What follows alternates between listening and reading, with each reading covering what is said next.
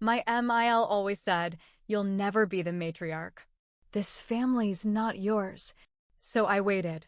And when she got sick, I was the one who managed her care, her bills, her estate. She rewrote her will 3 days before she died. Left everything to me. Her daughter screamed at the funeral. I just sat quietly and said, she finally chose the woman who stayed when everyone else vanished. I'm Hannah. I'm 41 now. This started when I was 26 and newly married to a man named Scott. We lived in a small town near Asheville, North Carolina. I taught third grade at the local elementary school. Scott taught high school history. We met at a school training seminar in Raleigh.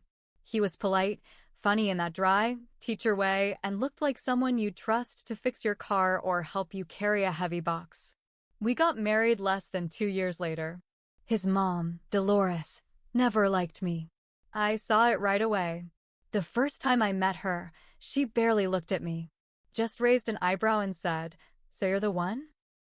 Like I was a mistake someone made at the grocery store. She had this cold, controlled way of speaking. Every word she said felt like it came out after she weighed it carefully, like a chess move. She wore expensive perfume, carried herself like a queen, and acted like everyone in the room should thank her for letting them breathe the same air.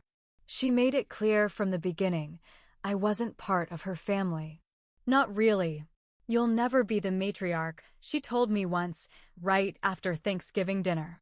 She smiled when she said it, like it was a compliment. "This family isn't yours. Don't get comfortable." She said stuff like that all the time in little ways. She'd host Sunday dinners and forget to invite me. Or she'd give Scott a birthday gift and say, "This is from the family," but there was never a card from me included. At Christmas, she gave me one of those drugstore bath gift sets with the price tag still on it while everyone else got expensive custom stuff. And if I said anything, Scott would just sigh and say, she doesn't mean anything by it. But she did. She meant every word. Scott wasn't cruel. He just wasn't brave. He'd never stand up to her. Not for me. Not even when I got pregnant. When Ellie was born, I hoped maybe things would change. They didn't. Dolores came over, held Ellie like she was the second coming, and then told me I should try harder to lose the baby weight.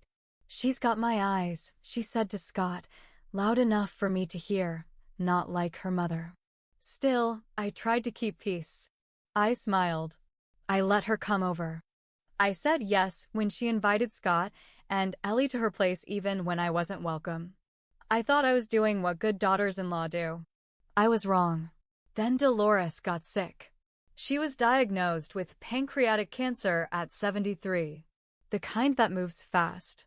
She was strong one day and in a wheelchair 3 weeks later. It hit her like a truck. Allison, Scott's sister, flew in from Charleston when they got the diagnosis. Cried like it was her own funeral. Told everyone she'd move mountains for her mama.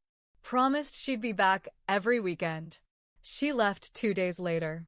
We didn't see her again for 5 months. Scott was working long hours. He'd just gotten promoted to assistant principal, and it was all new. He said he couldn't take time off. He said Dolores wouldn't want him to drop everything. So I did it. I made the doctor appointments. I took her to chemo. I cleaned her wounds. I held her up when she was too weak to walk. I changed her sheets at 3 a.m. when the pain medicine made her throw up. I washed her clothes. I made her soft food. I stayed up all night watching her breathe when she was scared to sleep. She never said thank you. Not at first. Just kept criticizing. "The soup is too bland. You put the pillows wrong." That nurse looked at me funny, "Are you sure she's qualified?"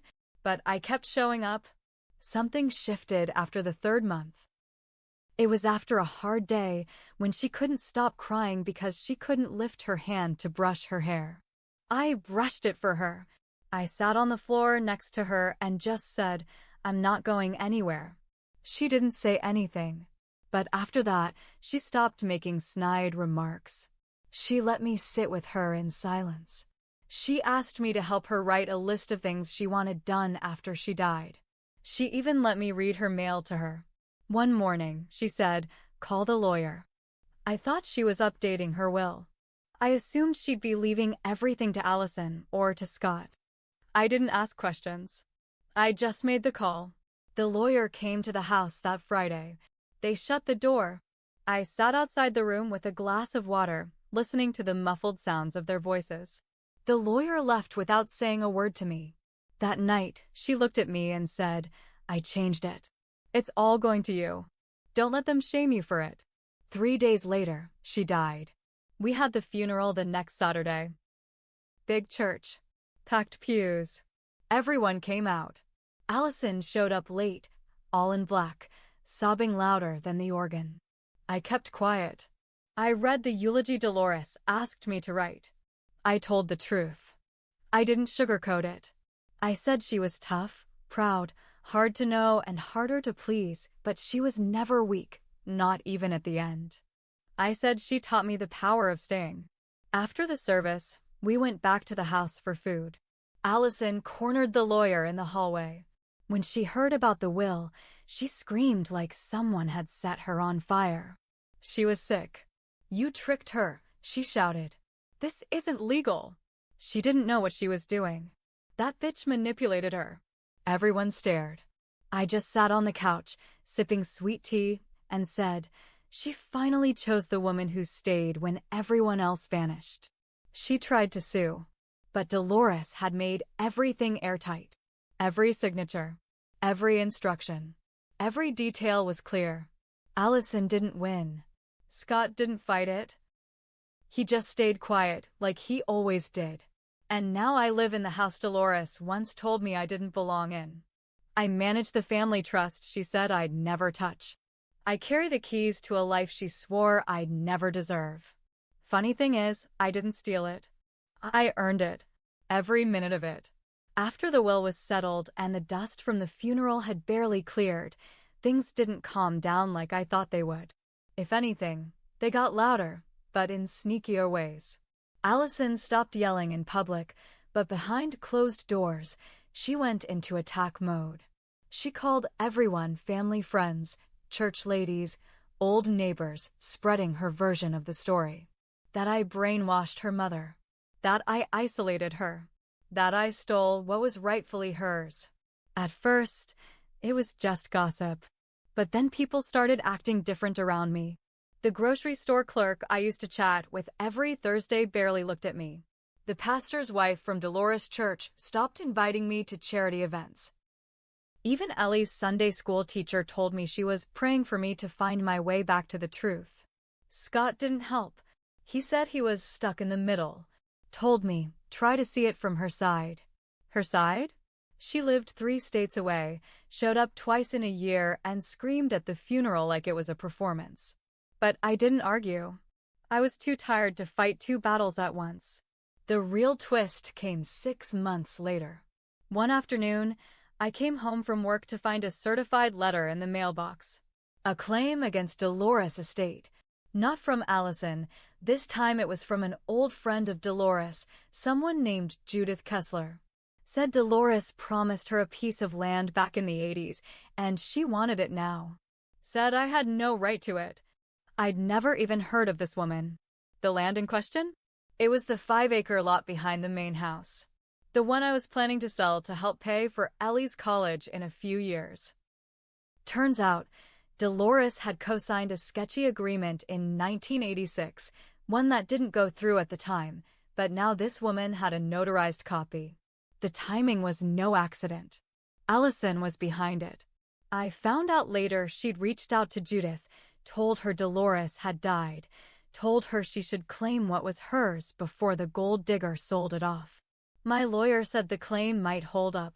Even if it didn't, fighting it would take time and money I didn't have. So I had to settle. I gave up half the land just to make the lawsuit go away.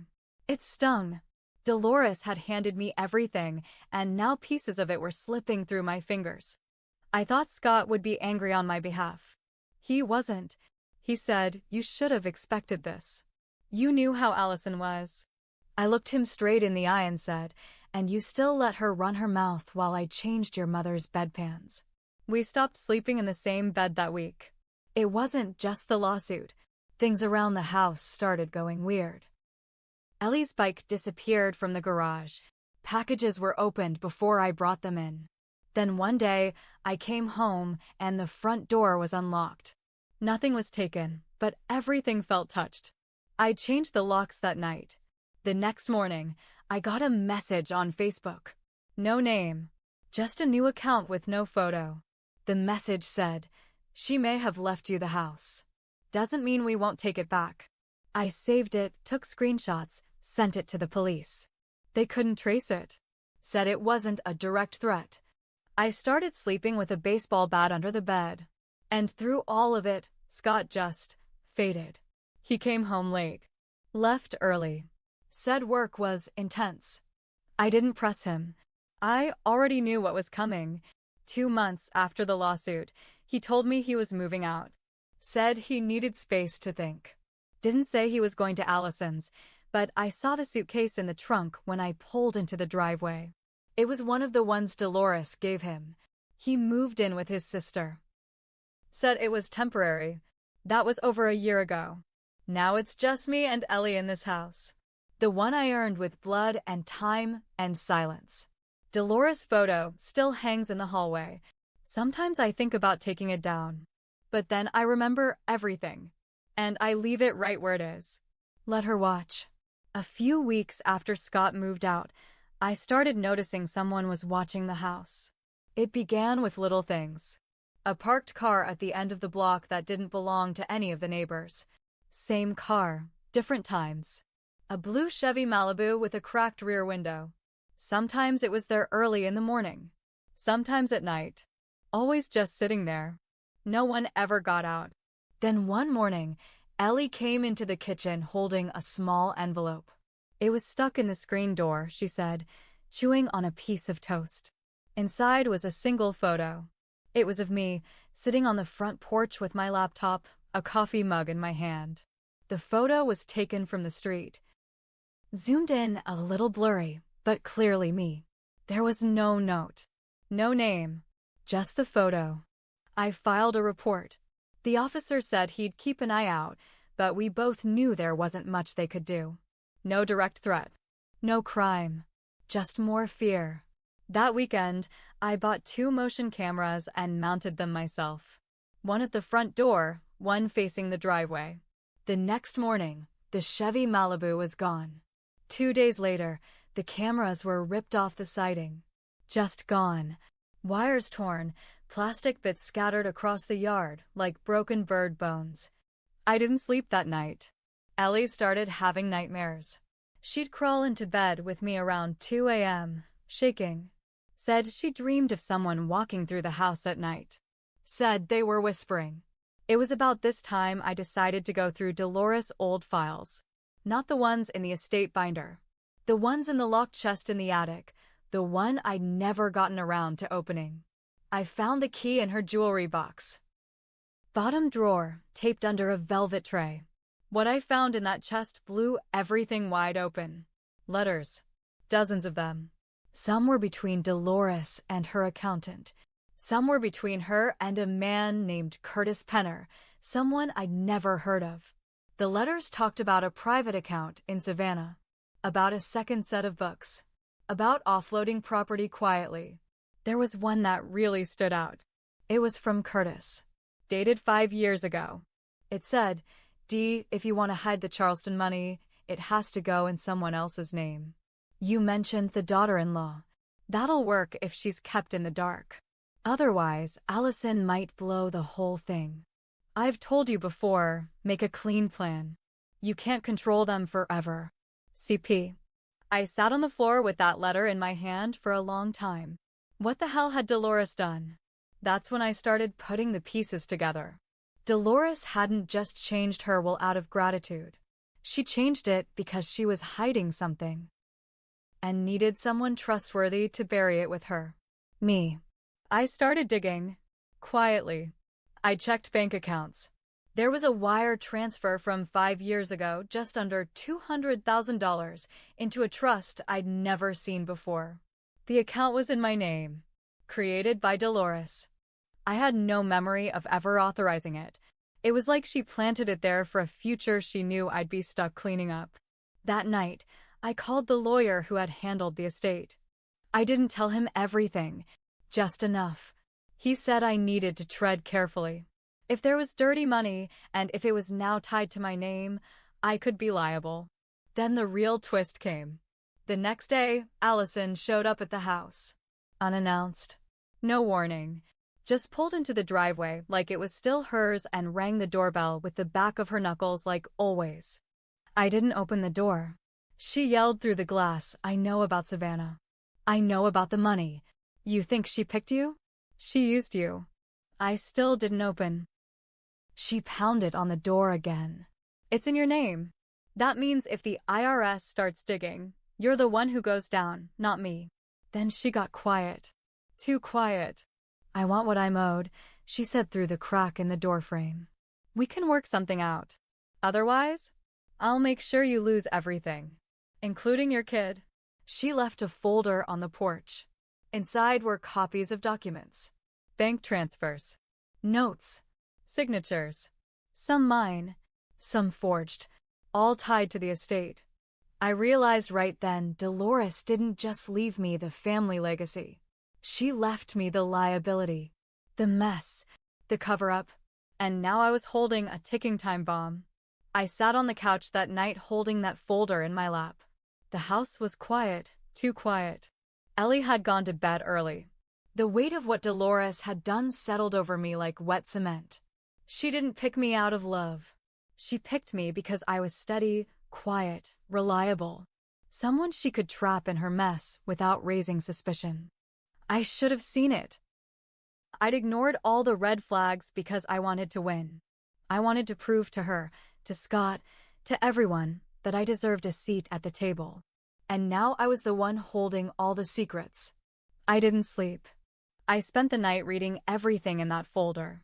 Allison had copies of letters, account statements, even a copy of my signature on that trust one never remembered signing. And then, tucked in the back, was the worst one, a letter from Dolores to her accountant, instructing him to shift the risk to me in case anything ever came back to bite them. Scott knew. There was a note from him, too, initialed with his handwriting. "Agreed, Hannah will never ask questions." I felt sick. I had been played from the start, and then I made my decision.